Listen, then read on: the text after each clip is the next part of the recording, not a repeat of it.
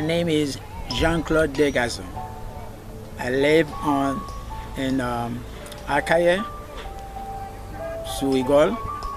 I was working in a place called Pédigouave with a medical team. At that time, I was inside a building where they did surgery, eye surgery for people that they couldn't pay. And then the ground shook. But the ground shook, I lifted up my eyes to see the ceiling. That was a roof ceiling. The ceiling was a roof ceiling in concrete. And I said, I did the one step, tried to move, and I saw the roof came down like that. And on top of me, and the room crushed me down.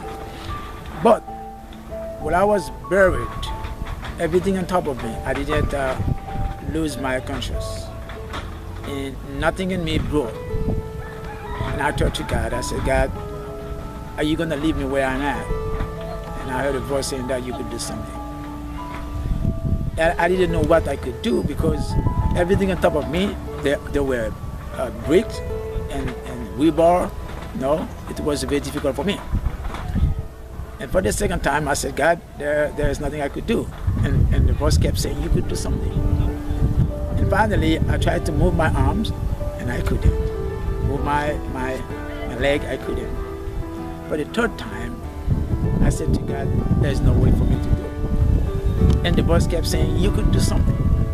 And I said, if God said so, I'm going to do something.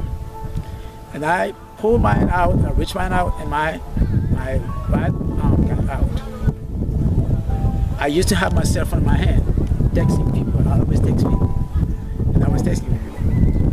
Then, when my arm got out with the cell phone in my hand, one of my nephews that was there named Paul, and said to Montage Joseph, another good friend of me, that was there too. He was one of them telling me he was out. And Paul said, Montage is alive, because all of them thought that I was died. And Montage said, oh, Shanko is alive, I'm going to save him. I heard them saying that, but I couldn't call him. What I did, I pulled my hand back again, as the Holy Spirit led me at the time. I pulled my hand back. I put the cell phone on my leg, and then I put my hand back again, and I took some of the rocks out on top of my head without knowing what I was doing at the time. And finally, my head cleared up, and I could see outside. Then I cried for help. I said, Montage, could you help me? And Montage said, yes. And this is not happening. This is not stopped there. And I had to go back to see my family because I was very worried about them. There was, at that time, no way to communicate with your family, no transportation, nothing. When I got home, I asked for my wife and my kids. I said, where are my kids? Where is my wife?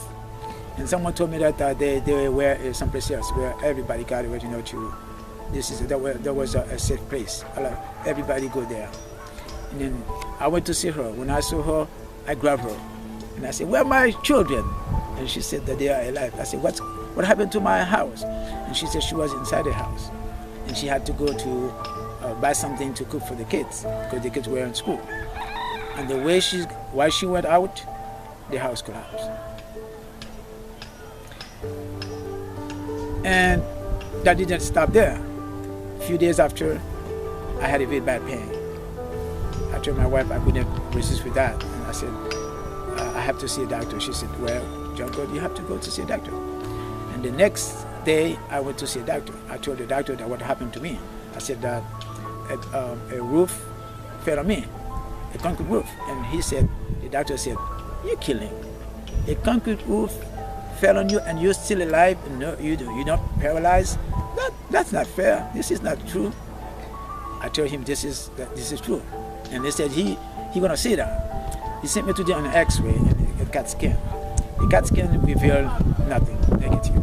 But the X-ray revealed that from here, my neck, there are something, bones called C67 open, and fluid came out of it. And he said, hey, how come you survived? You should be paralyzed or die. And I said, well, I don't know. God is the one that made it. That should be for a reason. And he said, okay, I'm going to give you a medicine for that. If that couldn't treat it, you're going to have a surgery. I said, okay. So he gave me medicine. I took the medicine. The medicine didn't do anything for me. One night, I was so painful, and I said to my wife, well, this is too much for me. And before I go to bed, and I went to bed, and I said to God, God, you're the only one that created me. And you know everything about me. You know my pain. I know you can heal me. Please take the pain away from me. And at that time, I went to bed, and I slept. And the next morning, I wake up without pain. I realized that if I'm alive, that should be for a reason.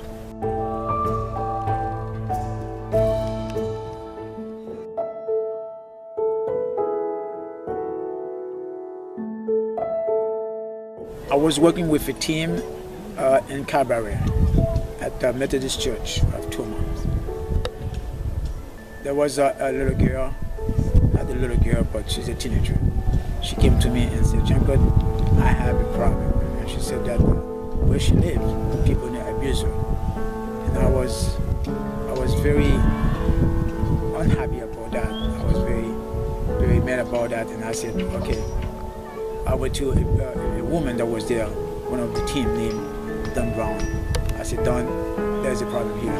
I said, what is that girl over there? She said, every time she's leaving with someone else, they abuse her. And Don was very upset about that. She was very mad about that too. And Don told me, how could we solve this problem? I said, well, I don't know for sure, but we need to pray about that. And finally, she said, okay. And we prayed. And she said, okay, Jean-Claude, I have a good answer about Marie-Hélène. She's named Marie-Hélène. And she said, could you build a house for her? I said to her, well, if I find the support, I found the fund, I will do it. And she said, okay.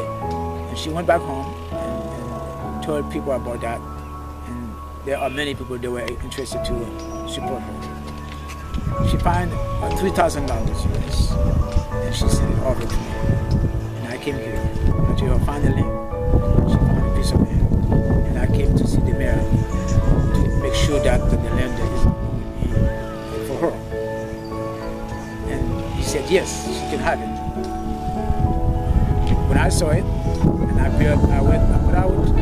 looked for a mason.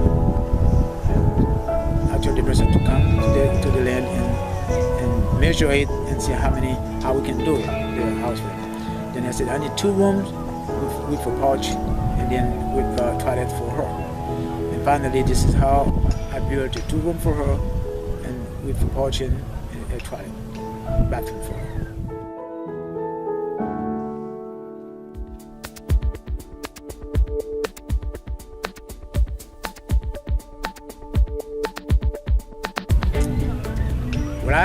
On my way coming here, I saw a lot of kids before I was going to school. I asked them a question about that. Why did they go to school?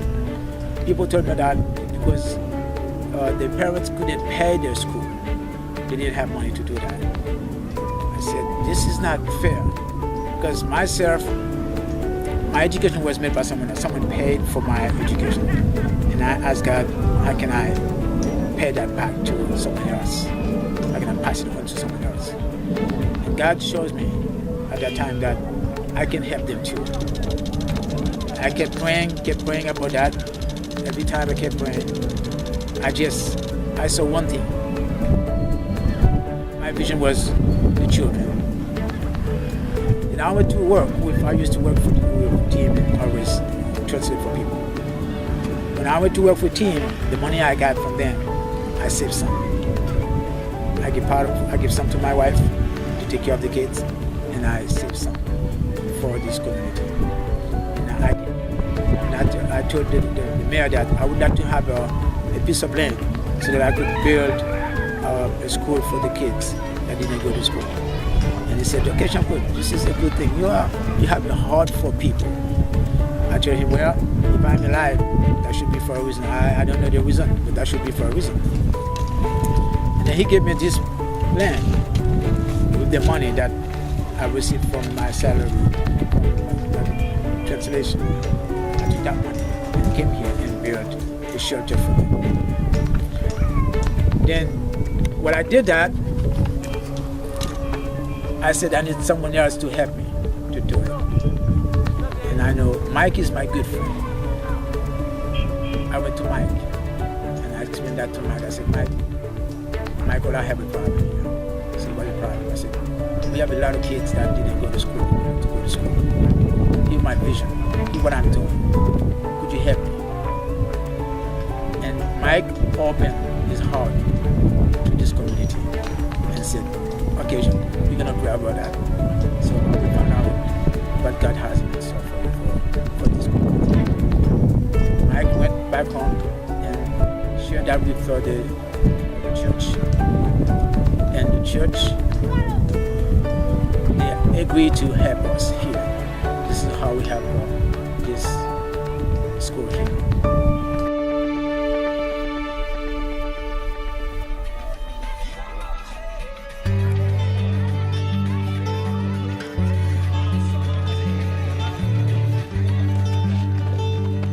L'éducation, moi, c'est le premier bagage. Ça que nous avons dit, parce que nous avons pile de Haïtiens qui vont ici à pas à l'école, nous avons besoin d'aide, d'aider.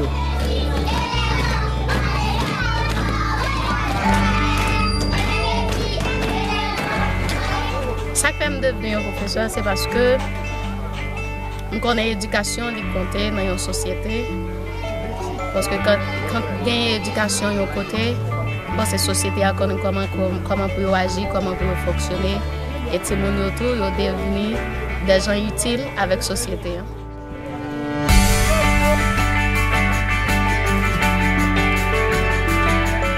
This has a big impact on the school and this community because the teacher was they were a little bit worried about the salary because they have to go to school. Some of them went to the university. They couldn't pay the university. So when I shared that with Mike and Shay, they said, okay, they're going to present that before the congregation. When they sent message to me saying that, Jean-Claude, they approved that. And I had a big joy in my heart. And I came to the school and I showed that to the staff. All of them were very happy to hear that. This money, use it to pay the teachers, and the teachers use that money to pay the university, which made a big impact in their life. Je dis l'église à remercier en pile, nous sommes capables de mettre et nous sommes capables de continuer pour continuer à charité, pour commencer à faire, nous bagarrer nous parce que nous sommes bagarrer dans la communauté.